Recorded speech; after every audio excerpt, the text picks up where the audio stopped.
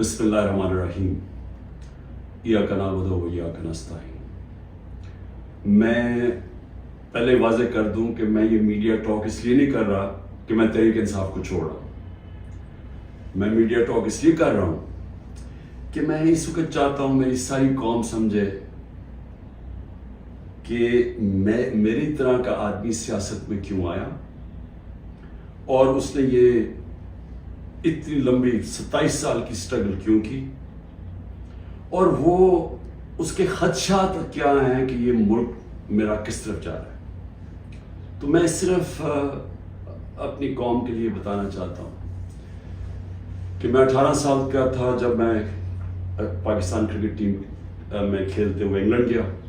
اس کے بعد میں نے وہاں 4 سال پڑھائی کی، اور اس کے بعد میں پروفیشنل کرکٹ کھیلتا تھا گرمیوں میں انگلینڈ میں، اور سردیوں میں پاکستان ہوتا تھا یا پھر دنیا میں کرکٹ ٹور کرتا تھا۔ تو اس ٹائم پہ میں جو برطانیہ کا سارا سسٹم تھا وہ میں پوری طرح سمجھ گیا۔ یونیورسٹی میں بھی میں نے پولیٹکس پڑھی تھی اور پولیٹیکل ہسٹری پڑھی تھی، پولیٹیکل سائنس، تو مجھے وہ پوری طرح سمجھ آ گئی کہ وہاں کا سسٹم کیا ہے۔ اب یاد کرتے تھے پاکستان کہ جیسے ہی ہم نے پیسہ کما لیا ہم پاکستان جائیں گے۔ اب ان کے بچے وہاں پڑھ جاتے تھے، بڑے ہو جاتے تھے۔ جب بچے تھوڑے بڑھ جاتے تھے، بڑے ہوتے تھے، وہ پھر آپ پاکستان آنے کی کوشش کرتے تھے۔ اب میں آپ کو بتاتا ہوں کہ کیوں ہم آگے نہیں بڑھ رہے۔ وہ آتے تھے پاکستان، ان کے بچے جب پاکستان میں بزنس کام شروع کرتے تھے ان سے کام ہی نہیں ہوتا تھا۔ وہ عادی تھے کہ وہ سسٹم میں جائیں، وہاں سسٹم کام کرتا ہے، کام ہو، وہاں آپ کا جائز کام ہو، آپ کو کوئی پیسے نہیں دینے پڑتے، آپ کو فوری کام ہو جاتا ہے، کوئی رکاوٹیں نہیں ہیں۔ آپ بزنس کھولنا چاہیں، آپ محنت کریں، آپ وہ بزنس کامیاب ہو سکتی ہے، نفع نقصان ہوتا ہے، لیکن کوئی رشوت نہیں مانگتا، کوئی آپ سے آ کے انسپیکٹر نہیں آتا، کوئی یعنی سرکاری آفیشل آپ کو تنگ نہیں کر سکتے۔ یہاں کی ان کو مشکل پڑ گئی۔ وہ تھوڑی دیر آتے تھے، کوشش کرتے تھے، تھوڑی دیر کے بعد ملک سے باہر واپس رہ ہی نہیں سکتے تھے۔ کرپٹ نظام میں ایک وہ نظام جدھر انصاف نہیں ہے وہ نہیں گزارا کر سکتے تھے۔ وہ بیچارے ماں باپ واپس چلے جاتے تھے انگلینڈ۔ کئیوں کو میں جانتا ہوں، انہوں نے پیسہ اکٹھا کیا، محنت کی، 15-20 سال سرمایہ کاری، اتنا سرمایہ اکٹھا کر کے پاکستان آ کے بزنس کھولی۔ وہ اس نظام میں ان کی بزنس نہیں چلتی تھی، یہاں رشوتیں دینی پڑتی تھی، یہاں ہر سسٹم یعنی سسٹم میرٹ کو اجازت نہیں دیتا آگے بڑھنے کے لیے، کیونکہ انصاف نہیں ہے۔ اور وہ یہاں تباہ ہو کے میں نے دیکھا لوگ یہاں فراڈ ہوئے، ان سے ہر جگہ زمینوں پہ قبضے ہوئے، ان کے گھروں پہ قبضے ہوئے۔ جب وہ واپس آتے تھے پیچھے قبضہ ہو جاتا تھا، تو ہوتا کیا تھا، وہ سارے پھر واپس چلے جاتے تھے۔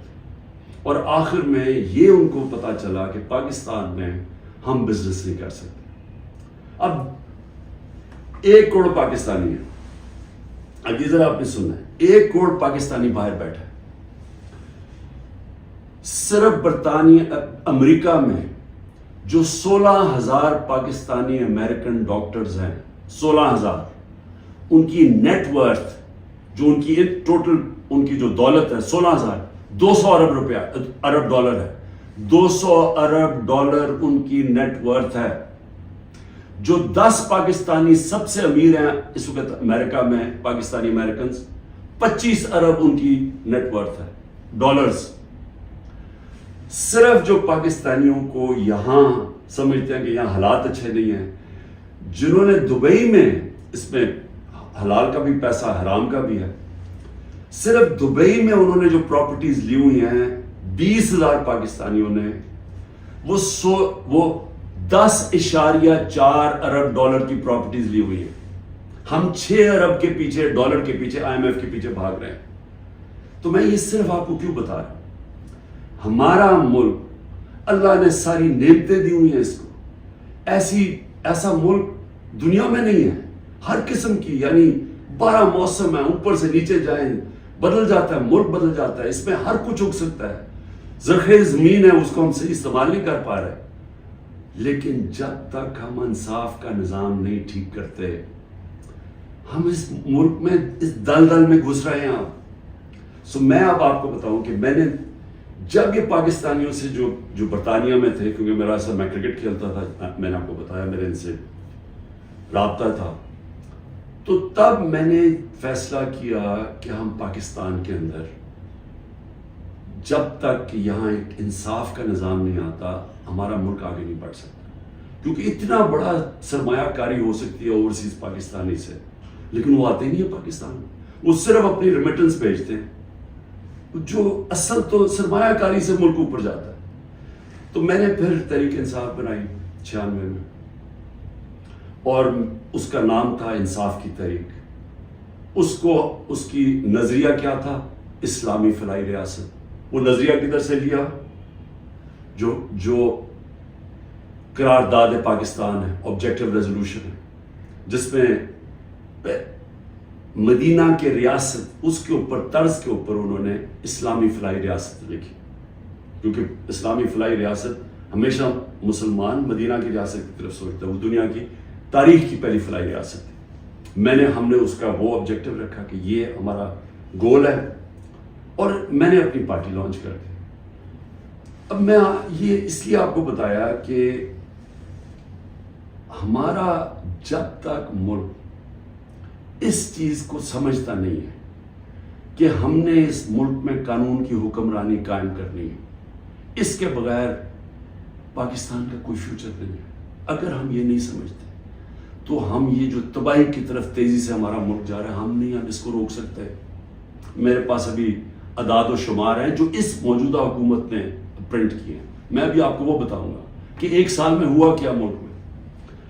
لیکن میں نے ایک اور چیز جو، کیونکہ میرا برطانیہ، میں اندر سے باہر سے اس کے معاشرے کو جانتا تھا، اور جب میں کرکٹ کے آخری دنوں میں میرا سفر شروع ہو گیا، میرے دین کی طرف بھی، اسلام کی طرف بھی میں نے پڑھنا شروع کر دیا اور میرا سفر شروع ہو گیا، تو میں نے اس نتیجے پہ مجھے پہلی دفعہ سمجھ آئی کہ جو مدینہ کی ریاست، جو میرے نبی صلی اللہ علیہ وسلم کی سنت ہے، کیوں اللہ ہمیں حکم کرتا ہے کہ ان کے راستے پہ چلو؟ کیونکہ اللہ نے نبی صلی اللہ علیہ وسلم کو رحمت للعالمین کا خطاب دیا ہوا ہے، سب انسانوں کے لیے رحمت بن کے آئے تھے۔ اس کا مطلب کوئی بھی انسانی معاشرہ اس مدینہ کے ریاست کے اصولوں پہ چلے گا، وہ اوپر آ جائے گا، ادھر خوشحال ہو، اللہ کی برکت آ جائے گی۔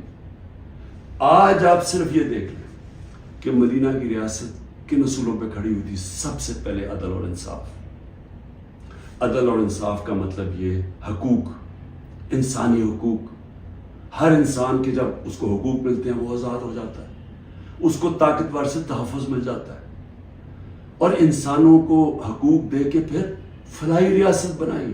آپ نے ابھی تک ہمارا چینل سبسکرائب نہیں کیا تو ابھی سبسکرائب کریں اور بیل آئیکن کو کلک کر کے ہماری لیٹسٹ ویڈیوز کے بعد ہمارے T V channel OTV overseas ٹیلی ویژن کو ابھی سبسکرائب کیجئے، گھنٹی کا بٹن دبانا مت بھولیے تاکہ اہم اور معلوماتی ویڈیوز آپ تک پہنچتی رہیں۔